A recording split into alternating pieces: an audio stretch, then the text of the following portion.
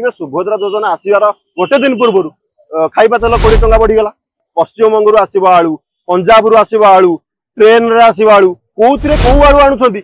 ओडिशार दुर्भाग्य एमिति जड़े जोगाण मंत्री अच्छा जहाँकर बयान पाई ओडिशार जनता हताश होउछंती, विभ्रांतिकर तथ्य दौरान केतबेले कहउछंती राशन कार्ड रे 20 लाख भूत हिताधिकारी, केतबेले कहउछंती 30 लाख भूत हिताधिकारी, किंतु सठिक तथ्य तांको डिपार्टमेंट रो तांको पाखरे रहइबो नै। ताल आमे कोन जानिबा जे जोगाण मंत्री को पाखरे सठिक तथ्य नै।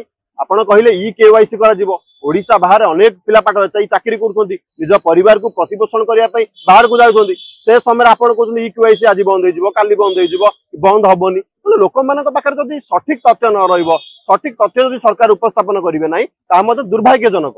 ओ ताठू बड़ समस्या देछि दरदाम वृद्धि। आपण देखिबे सुभद्रा योजना आसीबार गोटे दिन पूर्व खाइबा तेल 20 टंका बढ़ीगला।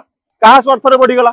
आज भी आलू रेट 40 टंका 30 टंका हेकी अछि। तेणु जोगाण मंत्री कहले यूपी रु आसो आलू, पश्चिम बंगू आसो आलू, पंजाब रु आसो आलू, ट्रेन रे आसो आलू, कौन कौ आलू आणुछंती जे आलू दर आज मध्ये रोकी पारु नांदी नुआ सरकार जोगाण मंत्री। एथिरु स्पष्ट प्रमाणित होउछि दरदाम वृद्धि नियंत्रण करबा दिगरे ए सरकार विफल होइछि। नरेंद्र मोदी का सरकार, मोहन माझी का सरकार, डबल इंजिन सरकार थाई ओडिशार किछि विकास होई पारु नै। ओडिशार लोक सेही दुख दुर्दशा रे अछंती जेमति पूर्वरु थिले।